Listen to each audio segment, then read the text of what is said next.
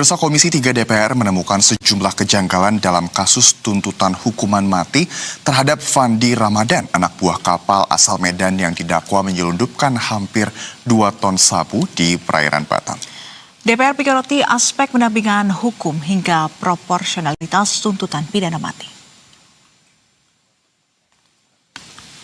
Komisi 3 DPR RI menyoroti proses hukum yang menjerat Fandi Ramadan, ABK yang dituntut hukuman mati dalam kasus dugaan penyelundupan hampir 2 ton sabu di perairan Batam, Kepulauan Riau.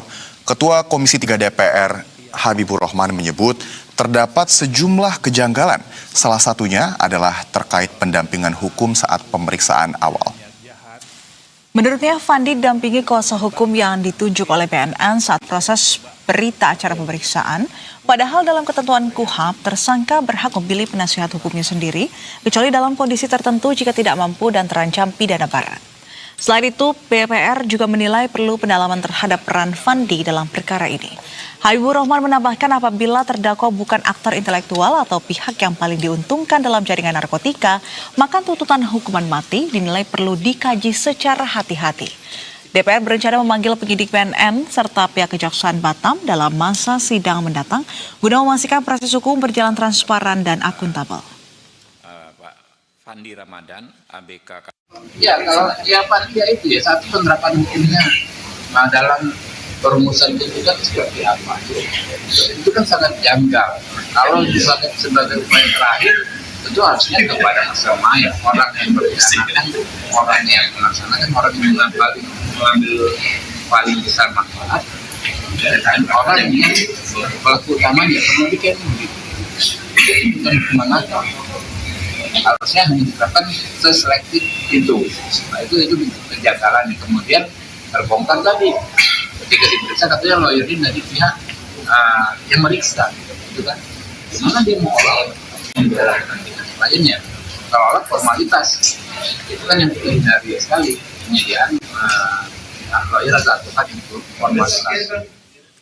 Ya, pemirsa, terkait dengan proses hukum yang menjerat ABK Fandi Ramadan, ini yang akan kami bahas dalam segmen Jadi Pahamkan pada siang hari ini.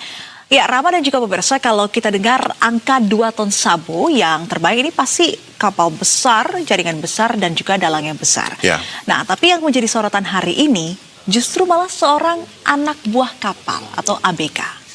Ya, betul sekali, dan bukan cuma sorotan hukumnya aja nih pemirsa, tapi juga sorotan dari hati orang tua karena ibunya ini sampai datang ke Komisi 3 DPR RI, Nisrin dan juga pemirsa, untuk minta satu hal aja, yaitu adalah keadilan buat anaknya. Iya, katanya sang anak ini sempat nanya ke kapten kapal, ini barang apa sih gitu kan?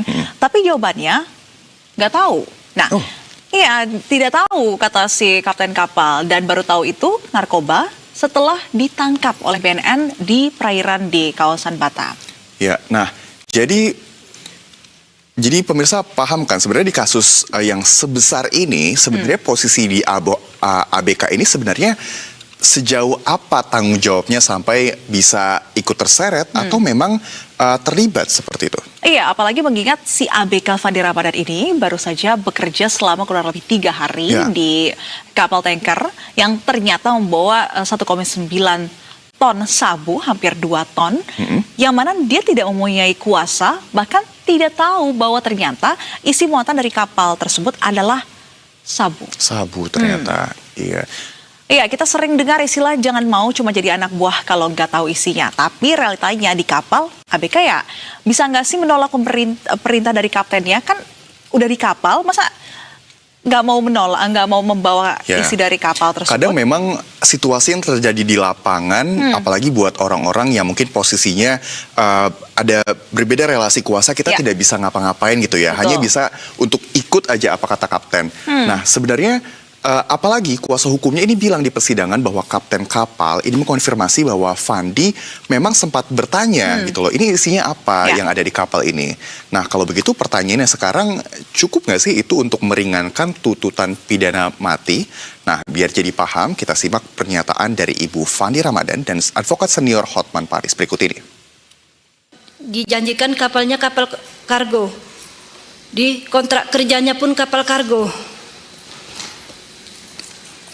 Jadi Saya selaku orang tua, saya mohon keadilan sama Bapak, membantu saya untuk menyelesaikan masalah anak saya ini, Pak.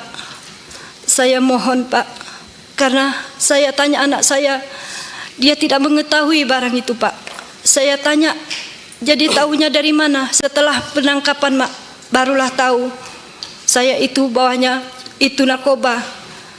Jadi apa kamu nggak bertanya? Saya tanya, waktu barang itu masuk disuruh kapten kami mengangkat. Begitu saya angkat, saya udah nggak enak. Saya bilang sama kawan, ya kok ini barangnya, tapi kita mau bawa minyak.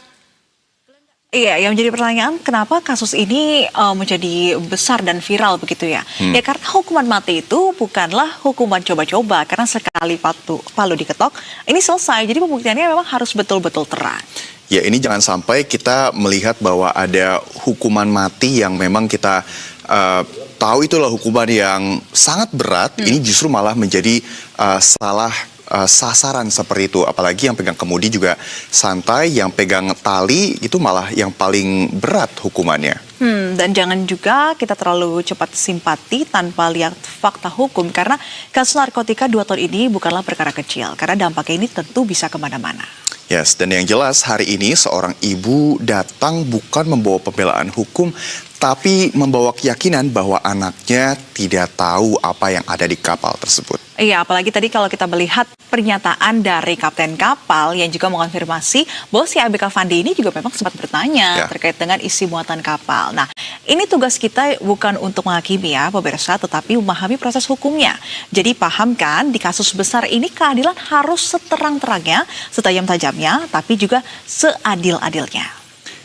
Ya, terima kasih pemirsa telah bersama Jadi Pahamkan, dan sampai jumpa di pembahasan kita esok hari.